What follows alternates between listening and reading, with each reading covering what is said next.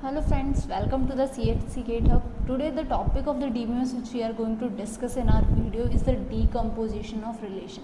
Basically decomposition, we will understand this decomposition in three parts. In today's video, first part we will discuss basic introduction, what is decomposition exactly is.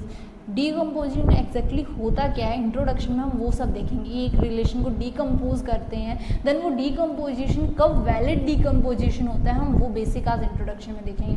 After that in second part we will discuss two properties, जो basically decomposition के बाद दो properties satisfy होनी चाहिए decomposition में. वो होती हैं कि क्या वो जो डीकम्पोजिशन हमने किया वो लॉसलेस है या लॉसी है, and second one is what dependency preserving है या नहीं. डिपेंडेंसी प्रिजर्विंग बेसिकली मीन्स कि जो ऑलरेडी डिपेंडेंसीज गिवन है, एफडीज गिवन है, हम उनको ब्रेक कर दे रहे हैं, तब भी क्या वो हमें एफडीज एज इट इज़ मिलेंगी जब हम सारी इंडिविजुअल ब्रेक की हुई रिलेशंस में उन एफडीज को फाइंड आउट करेंगे.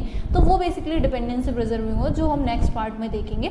इस पार्ट में हम बेसिक इंट्रोडक्शन लेते हैं. क्यों? क्योंकि सबसे पहले जब तक डीकम्पोजिशन के बेसिक कंसेप्ट नहीं समझ आएंगे ना, तब तक एक्चुअल में हम रिलेशन को क्यों ब्रेक कर रहे हैं, देन उन ब्रेक्ड रिलेशन को आपस में कैसे हम यूज़ करेंगे, मर्ज कैसे करेंगे, वो सारी चीज़ें जब तक नहीं समझ आ जाएंगी तब तक आपको डीकम्पोजिशन एग्जैक्टली समझ नहीं आएगा. तो आज फर्स्ट पार्ट में हम डीकम्पोजिशन का इंट्रोडक्शन देखते हैं.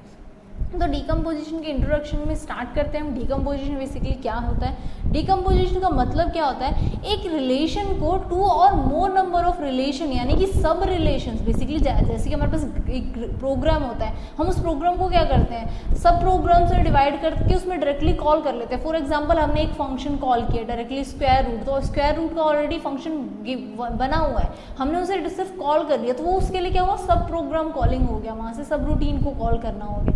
सिमिलरली वैसे क्या है, हमने एक जो गिवन रिलेशन है वो बहुत बड़ा रिलेशन है, उस रिलेशन को हमने स्मॉल स्मॉल रिलेशंस में डिवाइड कर दिया.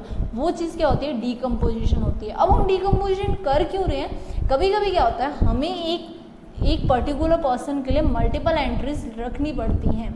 मतलब वो जो रिलेशन है वो रिडंडेंट बन जाता है. एक ही टेबल में एक पर्टिकुलर पर्सन के लिए हमें मल्टीपल टाइम एंट्रीज करनी पड़ी. फॉर एग्जांपल अगर हम एक स्टूडेंट रिलेशन की बात करें, तो कोई एक स्टूडेंट वो एक टाइम पे, अगर हम किसी कोचिंग सेंटर पे बात कर रहे हैं, नॉर्मली अगर हम किसी ऑर्गेनाइजेशन की बात करेंगे तो वहाँ पे ये होता है कि हम जो कोर्स लेते हैं वो इस तरह से लेते हैं, लाइक CSC या मैकेनिकल. अगर हम इंजीनियरिंग की बात कर रहे हैं तो ये लेगा ब्रांचेस. लेकिन हम नॉर्मली किसी कोचिंग की बात करें, क्यों? क्योंकि कोचिंग में एक साथ हम मल्टीपल सब्जेक्ट्स स्टूडेंट्स पिक करते हैं, तो हम उसकी बात करते हैं. वहाँ जो हमारे कोर्सेज हैं वो बेसिकली क्या होंगे, फिजिक्स, मैथ्स, केमिस्ट्री, जो भी हमारे कोर्सेज होते हैं उसके अकॉर्डिंग एग्जाम्पल ले रही हूँ. तो एक स्टूडेंट है, उसने क्या किया है, मल्टीपल सब्जेक्ट्स में एनरोल किया हुआ है. फॉर एग्जांपल उसने मैथ्स एंड फिजिक्स दोनों की कोचिंग क्लास ज्वाइन की है सेम ही कोचिंग सेंटर से. तो उस केस में उस स्टूडेंट के लिए दो रिकॉर्ड बनेंगे, एक जो उसने फिजिक्स के लिए लिया है और एक जो उसने मैथ्स के लिए लिया है. तो उस रिलेशन में क्या हुआ, उस पर्टिकुलर एक स्टूडेंट की दो एंट्रीज, यहाँ तो उसने सिर्फ दो लिया, अगर वो तो और भी ले लेता, लाइक वहाँ पे 3-4 सब्जेक्ट थे, उसने सारे सब्जेक्ट्स ले लिए कि उसे सारे सब्जेक्ट की कोचिंग लेनी है, तो उस पर्टिकुलर एक ही स्टूडेंट की क्या मल्टीपल एंट्रीज बन जाती, मतलब रिडंडेंट बन जाती. तो उससे बेटर क्या है कि हम उस स्टूडेंट की डिटेल अलग जगह पे स्टोर कर लेते हैं एंड कोर्स की डिटेल हम अलग जगह पे स्टोर कर लें. तो मुझे क्या पता चल जाएगा, भाई एक स्टूडेंट ये स्टूडेंट है, ABCD स्टूडेंट्स थे, और उस कोर्स में मैं क्या कर दूंगी, ए ने C1 C2 C3 ऐसे कोर्सेज अप्लाई किए हुए हैं. तो वो बेसिकली डीकम्पोजिशन का एक्चुअल मीन ये होता है कि हमारे पास जो रिडंडेंसी अगर हो रही है ना हमारे एक रिलेशन में, उसको ब्रेक करने के लिए, उसको ख़त्म करने के लिए, एलिमिनेट करने के लिए हमने जो प्रोसीजर यूज़ किया उसे हम क्या बोलते हैं, डीकम्पोजिशन. क्यों यूज़ करते हैं हम डीकम्पोजिशन का, अगर रिवर्स में हम वही बोलें तो डीकम्पोजिशन का यूज़ किस लिए किया जाता है, रिडंडेंसी को एलिमिनेट करने के लिए या रिड्यूस करने के लिए. नॉट नेसेसरी कि हर डीकम्पोजिशन पे आपकी रिडंडेंसी बिल्कुल एलिमिनेट हो जाए. लाइक जब मैंने डीकम्पोज किया, एक स्टूडेंट रिलेशन में स्टूडेंट के रजिस्ट्रेशन डिटेल रखी, एक में कोर्स डिटेल रखी. कोर्स डिटेल में स्टिल उस स्टूडेंट के 4 कोर्सेज अगर उसने एनरोल किया तो 4 उसके कोर्सेज की एंट्री होगी. तो नॉट नेसेसरी कि वो पूरी तरह एलिमिनेट करेगा, बट वो रिड्यूस कर देगा. अब जो रजिस्ट्रेशन वाला हमारा रिलेशन था उसमें उस स्टूडेंट की सिर्फ एक एंट्री है, सिर्फ कोर्स में उसके लिए हमारे पास मल्टी वैल्यूड एट्रीब्यूट बनेगा कोर्स का, जहाँ पे उसके मल्टीपल वैल्यूज स्टोर होंगी. तो वो कोई प्रॉब्लम नहीं है. वो नॉर्मलाइजेशन जब हम करते हैं तो मल्टी वैल्यूड और उनकी हम कैसे वो करते हैं वो हम नॉर्मलाइजेशन में देखेंगे. तो डीकम्पोजिशन बेसिकली मेजर एम जो क्या है वो यही है कि हम रिड्यूस या एलिमिनेट करते हैं रिडंडेंसी को. अब रूल्स क्या होते हैं रिडंडेंसी को रिमूव करने के, ये जो दो पार्ट है जो हम फर्दर डिस्कस करेंगे वो नेक्स्ट पार्ट्स में, लेकिन एक बार नेम मैं यहीं बताऊंगी क्यों, क्योंकि ये जो हम फर्दर टॉपिक्स डिस्कस करेंगे रिलेटेड है किससे, हमारे फर्स्ट मेथड से, लॉसलेस जॉइंट डीकम्पोजिशन से। तो बेसिकली दो रूल्स होते हैं, एक होता है लॉसलेस जॉइंट डीकम्पोजिशन, नेम से ही पता चल रहा है वैसे तो, ब्रीफली बताती हूँ मैं इस पार्ट में। Lossless joint it means what, अगर हमारे पास कोई एक रिलेशन है, फॉर एग्जाम्पल एक रिलेशन आर है, मैंने उसको ब्रेक कर दिया R1 R2 रिलेशन में, तो लॉसलेस जॉइंट डीकम्पोजिशन कब होगा, जब मैं उनको वापस ज्वाइन करूं तो मुझे कंप्लीट जो R था मुझे वही मिलना चाहिए, तो वो क्या होगा, लॉसलेस होगा। अदरवाइज वो क्या होगा, लॉसी होगा। अगर उस केस में हमारे पास क्या आ रहा है, आइदर वो उसका क्या सुपर सेट भी वन बन रहा है, तब भी वो क्या होगा, लॉसी होगा। क्यों, क्योंकि ज्वाइन करने के बाद जब हम इन दोनों को ज्वाइन करेंगे तो हमें जो एक्चुअल रिलेशन था ना R, हमें वो R मिलना चाहिए। अगर इसमें से कुछ भी चीज़ कम होती है तो वो क्या हो जाएगा, उस केस में लॉसी डीकम्पोजिशन होगा। तो फर्स्ट स्टेप तो यही कि जब हम उसको ज्वाइन करें तो हमें क्या, लॉसलेस ज्वाइन मिलना चाहिए। दैट्स वाई ये मैंने ज्वाइन वाला यही टर्म यूज़ किया, क्यों, क्योंकि आगे हम जो टॉपिक्स डिस्कस करेंगे वो सारे रिलेटेड हैं ज्वाइन से। Okay, second one is what, dependency preserving decomposition. मतलब डिपेंडेंसी प्रिजर्विंग का मतलब क्या है कि हमने भाई दो पार्ट में डिवाइड कर दिए और इनके लिए हमारे पास कुछ FD सेट्स बने। FD सेट्स जो बने वो डीकम्पोजिशन के बाद भी एज इट इज़ वैसे ही रोल परफॉर्म कर रहे हों जैसे कि डीकम्पोजिशन से पहले वो FD सेट्स परफॉर्म हो रहे थे। मतलब जब मैंने ब्रेक कर दिया तब भी जो मेरे FD सेट बन रहा था इस रिलेशन R के लिए, वो आफ्टर डीकम्पोजिशन भी वो FD सेट बनना चाहिए। इट मीन्स व्हाट, जैसे कि मेरा कोर्स था वो स्टूडेंट से डिपेंड कर रहा था, तो यहाँ मेरे पास कोर्स वाले एक रिलेशन में क्या, स्टूडेंट के रिलेशन की एक की बनती, फॉरेन की बनती, देन उनके बीच में एक डिपेंडेंसी आ जाती है। तो वो जो डिपेंडेंसी है ना, कि जो एट्रीब्यूट जिस एट्रीब्यूट पे डिपेंड कर रहा है वो हमेशा प्रिजर्व रहनी चाहिए, भले ही हम उस रिलेशन के कितने भी पार्ट्स कर दें। वो जो dependencies actual given major relation में है वो आफ्टर डीकम्पोजिशन भी प्रिजर्व रहनी चाहिए, तो वो होता है डिपेंडेंसी प्रिजर्विंग। डिटेल में हम ये दोनों देखेंगे। नेक्स्ट पार्ट में हम पहले लॉसलेस जॉइंट डीकम्पोजिशन देखेंगे एंड देन उसके नेक्स्ट पार्ट में हम डिपेंडेंसी प्रिजर्विंग डीकम्पोजिशन देखेंगे। उससे पहले हम बेसिकली जॉइंस देखते हैं कि जॉइन क्या होता है। तो वो जो टर्म आया है वो किससे आया, लॉसलेस जॉइन से आया था। दैट्स वाई मैंने यहाँ पे पहले लॉसलेस जॉइंट डीकम्पोजिशन का इंट्रोडक्शन हम डिस्कस करते हैं। तो सबसे पहले आता है हमारे पास नेचुरल, जो हमारे पास आते हैं जॉइन की बात करें तो सबसे पहला है नेचुरल जॉइन। क्यों, क्योंकि जो हमें यूज़ करना है ना लॉसलेस जॉइन के लिए वो कौन सा, नेचुरल जॉइन यूज़ करना है। तो हम किसे डिस्कस करेंगे, नेचुरल जॉइन को। हम नेचुरल जॉइन बेसिकली क्या होता है, ये इक्वालिटी पे चेक करता है। नेचुरल जॉइन जो एक्चुअल में क्या करेगा, कोई जो सिमिलर एट्रीब्यूट उसे मिलेगा ना उसके बेसिस पे वो चेक करेगा एंड देन जॉइन परफॉर्म करेगा। बट वो सब हम एग्जांपल में देखेंगे रिलेशन लेके। सबसे पहले हम नेचुरल जॉइन की बेसिकली बात करें तो जो नेचुरल जॉइन है वो परफॉर्म करने के लिए हमें क्या क्या नीड होती है, कौन कौन से सिम्बल्स, अगर हम एसक्यूएल क्वेरी की बात करें तो कौन कौन से सिम्बल्स की हमें नीड पड़ेगी। एक होता है पाई, एक होता है sigma and last one is cross, that is cross production कहलाता है। सिग्मा को हम क्या बोलते हैं, सिग्मा को हम प्रोजेक्शन भी बोलते हैं, प्रोजेक्शन सिंबल बोला जाता है इसे। और ये बेसिकली क्या काम करता है, जो आपका प्रोजेक्शन सिंबल है ये क्या काम करेगा, प्रोजेक्शन पर्टिकुलर एट्रीब्यूट को डिफाइन करेगा कि हमें कौन सा एट्रीब्यूट पिक करना है। फॉर ये क्या बोल रहे हैं एक बार मैं बता देती हूँ, थ्योरेटिकली लिख देती हूँ। ये करेगा स्पेसिफाई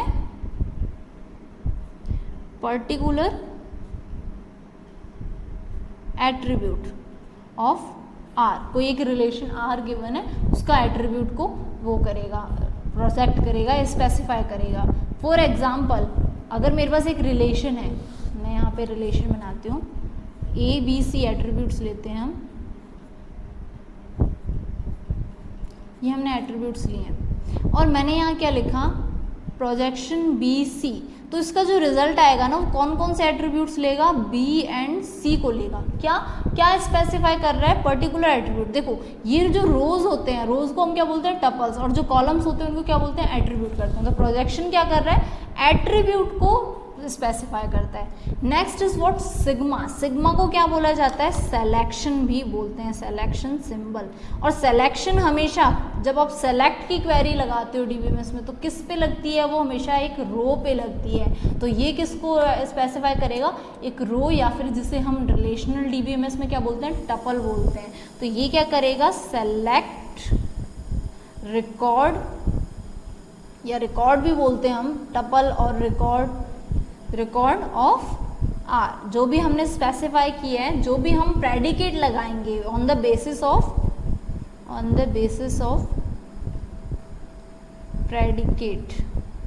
प्रेडिकेट इज वो जिस कंडीशन के बेसिस पे, लाइक मैं बोल रही हूँ मुझे स्टूडेंट जिसका रोल नंबर 10 है उसकी एंट्री चाहिए, तो मैंने वहाँ क्या प्रेडिकेट लगा दिया, रोल नंबर इक्वल्स टू 10। उसके अकॉर्डिंग वो क्या करेगा, वहाँ से सेलेक्ट कर लेगा उसको, पर्टिकुलर रो को या रिकॉर्ड को।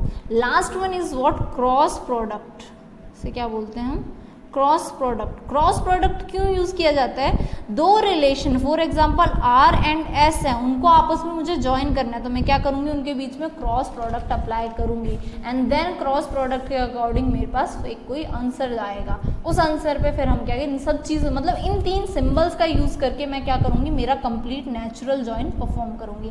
नेचुरल जॉइन के लिए जो सिंबल यूज किया जाता है वो है ये वाला सिंबल। ओके, ये सिंबल जो है, ये सिंबल किस पे, इन 3 सिंबल्स पे डिपेंड करता है। अब ये तीनों सिंबल्स क्या होते हैं ये मैंने बता दिया है आपको। हमारे पास ये तीनों ऑपरेशंस हम परफॉर्म करके क्या आइडेंटिफाई करते हैं, फाइनली नेचुरल जॉइन। और वो नेचुरल जॉइन के बेसिस पे अगर हमें पूरा का पूरा टेबल मिल रहा है, एज इट इज रिलेशन मिल रहा है, तो हम क्या बोलेंगे कि वो लॉसलेस डीकंपोजिशन है। अब हम स्टेप बाय स्टेप इन तीनों को देखते हैं कि ये तीनों क्या होते हैं। फर्स्ट सेम वही मैंने एग्जाम्पल लिया है एंड प्रोजेक्शन अप्लाई की है। प्रोजेक्शन क्या कर रहा था, एट्रीब्यूट जो रिलेशन है हमारे उसके एट्रीब्यूट को स्पेसिफाई कर रहा है। किसको किया मैंने, प्रोजेक्ट, किस रिलेशन के, आर रिलेशन। ये रिलेशन का नेम क्या है, आर है। इसमें से प्रेडिकेट क्या गिवन है, मतलब कंडीशन क्या गिवन है, बी और सी को मुझे प्रोजेक्ट करना है, यानी कि यहाँ से कौन कौन से रोज पिक होंगे, सॉरी कॉलम्स पिक होंगे या एट्रीब्यूट्स पिक होंगे, बी एंड सी वाले एट्रीब्यूट पिक होंगे। तो बी और सी में हमारे पास जो एंट्री है वो पिक होंगी। अब कौन सी एंट्रीज पिक होंगी, जो बार बार रिपीट हो रही है वो पिक नहीं होगी। फॉर एग्जाम्पल 4, 5 हमारी 2 बार रिपीट हुई है, तो यहाँ पे सिर्फ 1 टाइम रिपीट होगी। That's why decomposition is important. वो क्या करता है, रिडंडेंसी को हटा देता है। हमने क्या किया, प्रोजेक्ट करके हमारे इस रिलेशन को बेसिकली क्या डिवाइड ही तो किया है ना। कंप्लीट रिलेशन क्या था, ए बी सी था। अब हमने डीकम्पोज करके उसको छोटे से पार्ट में लाके क्या कर दिया, बी एंड सी कर दिया है। तो ये जो बी और सी का जो हमारा अब ये नया रिलेशन है, इसको आप कोई भी नेम दे दो। फॉर एग्जांपल मैं अगर इसको एस नेम देना चाहूँ तो ये बेसिकली क्या है, इस रिलेशन का सब रिलेशन ही बन रहा है ना। तो ये बेसिकली डिकम्पोजिशन में क्या किया, इसने रिडंडेंट चीज़ को हटा दिया है। ओके, तो 4, 5 सिर्फ एक बार, 4, 6 एंड 3, 7 जो हमारा प्रोजेक्शन आएगा pi 4 B C of the relation R will be this relation. अगर मैं इसको स्टोर करा रही हूँ एस में तो ये हमारा एस रिलेशन बन जाएगा। ठीक है, ये हो गया projection. Next is what, selection. Selection क्या करता है, पर्टिकुलर एट्रीब्यूट को बताता है, पर्टिकुलर रिकॉर्ड यानी कि टपल को वो करता है, सेलेक्ट करता है। किसके बेसिस पे, एक प्रेडिकेट के बेसिस पे। प्रेडिकेट क्या होगा, कुछ भी हो सकता है, कोई भी हो सकता है। फॉर एग्जाम्पल लास्ट टाइम मैंने जो एग्जाम्पल दिया अभी उसमें मैंने बोला रोल नंबर के अकॉर्डिंग। अब मैंने यहाँ के प्रेडिकेट लगा दिया, वो एज मुझे पिक करने हैं जिनकी वैल्यू ग्रेटर है 5 से। तो ये गिवन रिलेशन है selection on R for the predicate A greater than 5। मतलब आर रिलेशन में से मुझे वो रोज सेलेक्ट करनी है जिनमें ए क्या है, ग्रेटर देन है 5 से। तो ए ग्रेटर देन 5 से हमारे पास किस किस में है, ए ग्रेटर देन 5। देखो ये है 2 स्मॉल है, 3 स्मॉल, 7 एंड 7 अगेन ये दोनों हमारे पास क्या है, ग्रेटर देन 5 है। लेकिन इनके जो फर्दर वो हैं, वो आगे जो रिलेशन में रिकॉर्ड में हमें गिवन है वो डिफरेंट है। दैट्स वाई ये दोनों को पिक करेगा। अगर ये पूरे के पूरे कॉमन होते तो सिर्फ एक को पिक करता। फॉर एग्जाम्पल यहाँ 7, 4, 6 है, यहाँ भी 7, 4, 6 होता ना, सिर्फ एक 7, 4, 6 को पिक करता है। लेकिन यहाँ पे हमारे पास मल्टीपल है बट स्टिल आगे एंट्रीज डिफरेंट है तो वो कंप्लीट को पिक करेगा। तो 7, 4, 6, 7, 3, 7 ये इसने पिक कर लिया। लास्ट जो था हमारा थर्ड रिलेशन वो था क्रॉस प्रोडक्ट। जो थर्ड ऑपरेशन हमारे पास बचा है, थर्ड सिंबल जो बचा है वो क्या है, क्रॉस प्रोडक्ट है। आपको दो रिलेशंस गिवन है, उन रिलेशन के बीच में आपको क्या करना है, क्रॉस प्रोडक्ट परफॉर्म करना है। ये हम कब करते हैं, पहले हमने डीकम्पोज किया, डीकम्पोजिशन में हमने क्या किया, रिडंडेंसी हटा दिया, बट स्टिल जो हमारे पास फाइनल जो आंसर आएगा वो तो हमें तो पूरा का पूरा चाहिए ना। मैंने बोला कि मुझे स्टूडेंट की पूरी डिटेल चाहिए कि इस नेम वाले का या इस रोल नंबर वाले स्टूडेंट का सारा कुछ चाहिए, जबकि मैंने डीकम्पोज क्या किया था, उसके रजिस्ट्रेशन अलग कर दिया था और उसके कोर्स को अलग कर दिया। लेकिन जब मैं उसकी डिटेल पिक करूंगी तो उसमें कोर्स की डिटेल भी तो आनी चाहिए ना, तो मुझे फाइनल आंसर कहाँ से मिलेगा, उन दोनों के क्रॉस प्रोडक्ट, यानी कि दोनों रिलेशन की डिपेंडेंसी है आपस में, कि जब मैं कंप्लीट चीज़ डिटरमाइन करूँ तो वो दोनों में से पिक होके आएगा। उस स्टूडेंट का name, roll number, registration number and all, ये किससे आएगी, रजिस्ट्रेशन वाले टेबल से। और सेकंड जो कोर्स की डिटेल है, कोर्स की फीस है, कितनी सबमिट हुई है, कितनी पेंडिंग है, वो सब कौन से रिलेशन से आएगी, कोर्स वाले रिलेशन से। तो मेरा एक आंसर दो अलग अलग रिलेशन से पिक हो रहा है, तो उसके लिए मुझे क्या करना पड़ेगा, दोनों रिलेशन का क्रॉस प्रोडक्ट, यानी दोनों रिलेशन को आपस में मल्टीप्लाई कराना पड़ेगा ताकि मेरे पास कंप्लीट डिटेल्स आए। तो फाइनल जो रिजल्ट होता है वो क्या होता है, क्रॉस प्रोडक्ट परफॉर्म करना। यहाँ मैंने दो रिलेशंस लिए हैं, आर एंड एस के नेम से दोनों के रिलेशन है। यहाँ पे इसके एक्स हमारे पास क्या है, एट्रीब्यूट्स हैं, यहाँ पे क्या है, वाई एट्रीब्यूट्स हैं। अगर हम रिकॉर्ड्स की बात करें तो एन रिकॉर्ड्स और इसके एम रिकॉर्ड्स हैं। ओके, तो हमारा जो फाइनल आंसर बनेगा क्रॉस प्रोडक्ट के बाद वो क्या बनेगा, उसका साइज क्या होगा, हम वो देखते हैं। उससे पहले हम देख लेते हैं आर क्रॉस एस, यानी कि क्रॉस प्रोडक्ट क्या होता है, results of every attribute of R, जो आर के सारे एट्रीब्यूट्स हैं फॉलो होंगे किससे, all the attribute of S, यानी कि आर के सारे एट्रीब्यूट्स, ये सारे एट्रीब्यूट किससे फॉलो होंगे, इस वाले एस रिलेशन के सारे एट्रीब्यूट से फॉलो होंगे। और जितने भी रिकॉर्ड्स हैं यानी कि रोज हैं, एट्रीब्यूट मीन्स कॉलम, वो किससे फॉलो होंगे, इससे।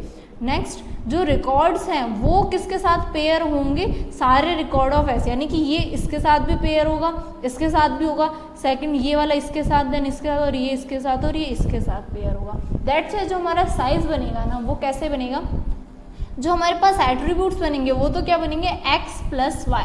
इसके कितने नंबर ऑफ एट्रीब्यूट्स थे, x, इसके कितने नंबर ऑफ एट्रीब्यूट्स थे, y, तो x प्लस वाई हमारे पास क्या बनेंगे, एट्रीब्यूट्स बनेंगे। और रिकॉर्ड्स कितने बनेंगे, number of records of r multiply with number of records of s, that is what n cross m हमारे पास रिकॉर्ड्स बनेंगे। और इसके अकॉर्डिंग हमारे पास क्या आएगा, क्रॉस प्रोडक्ट का रिजल्ट आएगा। तो मैं रिजल्ट की बात करती हूँ, सबसे पहले मैंने एट्रीब्यूट्स, पहले स्टेप क्या था, इसके जितने भी एट्रीब्यूट्स हैं वो फॉलो होंगे एस के एट्रीब्यूट से, तो इसके ABC एट्रीब्यूट लिख लिए, किससे फॉलो हो रहे हैं, एस के दोनों एट्रीब्यूट से। ठीक है, सेकंड स्टेप क्या था, पेयर करना है अब हमें रिकॉर्ड्स को। तो रिकॉर्ड्स को पेयर करना स्टार्ट करें तो सबसे पहला क्या है, 2 4 5, किससे ये पेयर होगा, 5 4 पहली एंट्री से। देन अगेन ये 2 4 5 किससे पेयर होगा, सेकेंड एंट्री से।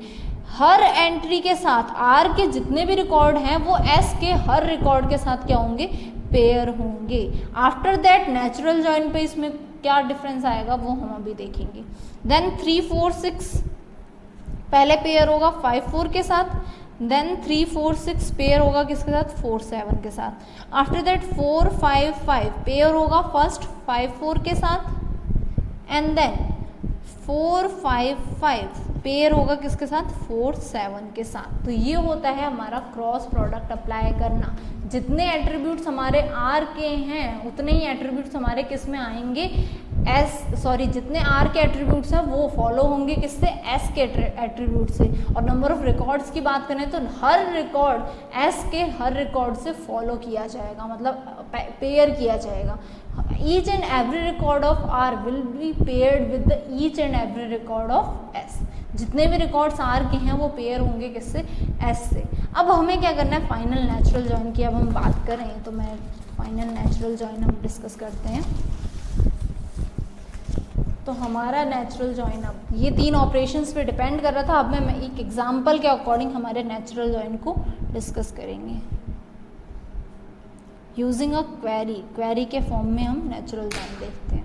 नेचुरल जॉइन बेसिकली क्या है, आर, ये हमारा नेचुरल जॉइन का सिंबल है एस।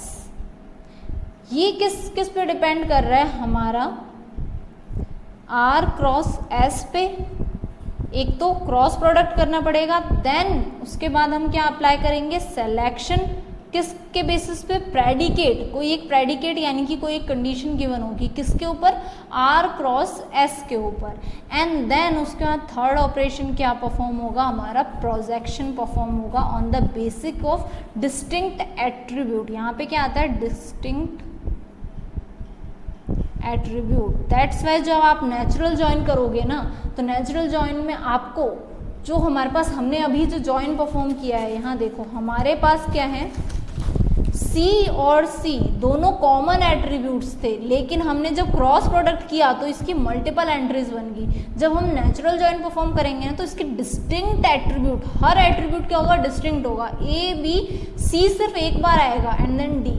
हमारे पास डिस्टिंक्ट की बात करें तो क्या आना चाहिए, सिर्फ A B C D ये एट्रीब्यूट्स आने चाहिए आफ्टर नेचुरल जॉइन। तो यहाँ मैंने प्रोजेक्शन में क्या लिखा, डिस्टिंक्ट एट्रीब्यूट, एंड देन क्या रिजल्ट आया प्रीवियस से, projection selection P on R cross S। ये फाइनल जो हमारा जॉइन बनेगा नेचुरल जॉइन, इन तीन, सबसे पहले क्या क्रॉस प्रोडक्ट परफॉर्म किया जाएगा, देन उसमें सिलेक्शन, और एट लास्ट क्या प्रोजेक्शन परफॉर्म करते हैं। तो जो मेरा नेचुरल जॉइन का फाइनल फॉर्मूला बनेगा वो क्या बनता है, यहाँ आपका कोई भी प्रोजेक्शन प्रेडिकेट हो सकता है, यहाँ आपकी कोई भी गिवन कंडीशन हो सकती है। तो ये हमारा फाइनल नेचुरल जॉइन बनता है। फॉर एग्जांपल अगर जो मैंने अभी R नेचुरल जॉइन S की मैं बात करूँ, और मैं क्या कर रही हूँ, प्रोजेक्ट कर रही हूँ उसमें से A B C D को, क्यों, क्योंकि डिस्टिंक्ट एट्रीब्यूट्स क्या बन रहे थे, A B C D, and then select कर रही हूँ मैं किस में से, R में से, किसे, R dot C is equals to S dot C। मतलब R जो रिलेशन है उसका जो C एट्रीब्यूट है और S का जो C एट्रीब्यूट है, जो जो इक्वल हैं वो हमें क्या करने हैं, सेलेक्ट करने हैं R क्रॉस S में से। ये हमारी अगर क्वेरी, एक्चुअल में नेचुरल जॉइन ये परफॉर्म करता है। नेचुरल जॉइन क्या करता है, जो आपके पास एट्रीब्यूट आ रहा है, कॉमन एट्रीब्यूट आ रहा है, उनकी इक्वालिटी, नेचुरल जॉइन मैंने स्टार्टिंग में बताया था, वो इक्वालिटी के बेसिस पे ही चलता है। वहाँ बाय डिफॉल्ट क्या कंडीशन होती है, इक्वल की कंडीशन ही होती है। जो ये प्रेडिकेट बनता है वो इक्वल का ही बनता है नेचुरल जॉइन के केस में। तो अब हम बात करें तो हमारे पास जो जॉइन का रिजल्ट आया था, ये हमारा जॉइन का रिजल्ट है और ये हमारा क्वेरी है। इस क्वेरी के अकॉर्डिंग मैंने क्या बोला, C R डॉट C, देखो ये वाला हमारा C क्या है, R का C है। ये C कौन सा था, R वाले रिलेशन का C था, और ये वाला C किसका था, S dot C। That's why हम यहाँ पे एक नेम और यूज करते हैं, रीनेमिंग का और टर्म यूज करते हैं। जब हम जॉइन परफॉर्म करते हैं ना, तो कॉमन जो एट्रीब्यूट्स होते हैं उनको हम रीनेम कर देते हैं। बेसिकली वो बाय डिफॉल्ट अपने आप क्वेरीज जो है, आजकल जो स्मार्ट सॉफ्टवेयर यूज करते हैं बैकएंड के लिए, जहाँ MySQL हो, वो ऑटोमेटिकली अपने आप स्मार्ट ये वर्क कर लेते हैं। ठीक है, तो नेचुरल जॉइन में हमने क्या बोला, R dot C equals to S dot C, मतलब वो चीज़ें हमें क्या करनी है, सेलेक्ट। ठीक है, सिलेक्शन है, R क्रॉस S हमने कर लिया, ये रहा हमारे पास R क्रॉस S। अब इस R क्रॉस S में सेलेक्ट कौन से करने हैं, जो R डॉट C और S डॉट C जिसके इक्वल हो, यानी कि ये C और ये C में सेम वैल्यू जिसमें हो वो पिक करनी है। तो देखते हैं हम ऐसी कौन सी, एक तो ये वाली एंट्री है और एक ये वाली एंट्री है। सिर्फ यही एंट्री है जहाँ पे R डॉट C और S डॉट C, यानी कि R के C और S के C की वैल्यू क्या है, सेम है। तो हमारे पास क्या क्या, ये हो गया हमारा सेलेक्ट कौन से हुए, ये और ये कौन सा है, first row, then second, third, fourth, fifth row. R1 and R5 हमारे पास सेलेक्ट हुए, R1 I5 हमारे पास क्या सेलेक्ट हुए, एंड देन क्या प्रोजेक्ट करना है मुझे, इसमें से A B C D सारों को प्रोजेक्ट करना है। लेकिन अब C क्या होगा, सिर्फ एक होगा। नेचुरल जॉइन में C सिर्फ डिस्टिंक्ट एट्रीब्यूट्स रहते हैं। तो फाइनल जो हमारे पास आंसर आएगा उसमें क्या क्या एट्रीब्यूट्स रहेंगे, A B C D। हमने किस किस को प्रोजेक्ट किया है, A B and C D को प्रोजेक्ट किया। तो A B C D project हो गए, और देन उसके बाद हमारे पास सेलेक्ट क्या हुआ था, R1 और R5 सेलेक्ट हुआ था। तो ये हमारा R1 था और ये R5 था। तो R1 में से C सेम है तो वही वाला पिक होगा, 2 4 5 दोनों सेम है, 4 एंड एक कौन सा, 4 5 5 4। ये एंट्री आएगी। तो ये बेसिकली हमारे पास क्या है, आर नेचुरल जॉइन एस का रिजल्ट है। आर नेचुरल जॉइन, जब नेचुरल जॉइन की बात है तो ये बाय डिफॉल्ट क्या इक्वालिटी चेक कर रहा होता है। नेचुरल जॉइन हमेशा, ये हमने क्रॉस किया था, आफ्टर दैट नेचुरल जॉइन क्या करेगा, हमेशा इक्वालिटी के बेसिस पे चेक करेगा। ये मैंने डिटेल में नेचुरल जॉइन का पूरा फॉर्मूला अंदर वो क्या परफॉर्म कर रहा है वो है। देखो हर चीज़ आपको डायरेक्टली सिंबल के थ्रू मिल जाएगी नेचुरल जॉइन, लेकिन इंटरनली वो क्या काम कर रहा है मैंने वो बताया आपको। नेचुरल जॉइन में एक्चुअली वो इंटरनली क्या परफॉर्म करता है ये है। तो ये तो बात हो गई हमारे जॉइन की। देन उसमें क्रॉस प्रोडक्ट्स, प्रोजेक्शन, सिलेक्शन वो सब आए, और नेचुरल जॉइन क्या होता है। अब नेक्स्ट पार्ट में हमें जो एक्चुअल वर्क देखना था हम वो देखेंगे डीकम्पोजिशन का। फर्स्ट हम देखेंगे लॉसलेस और लॉसी डीकम्पोजिशन, देन हम देखेंगे डिपेंडेंसी प्रिजर्विंग और not. So thank you so much for watching this video. If you have any of the doubt regarding to the natural join, why we are doing this, what kind of work done by projection, selection or anything, then you can ask me in the comment section. And if you really like this video, then please like and subscribe my channel and share it with the others who are preparing for the CSE GATE. Thank you so much for watching this video.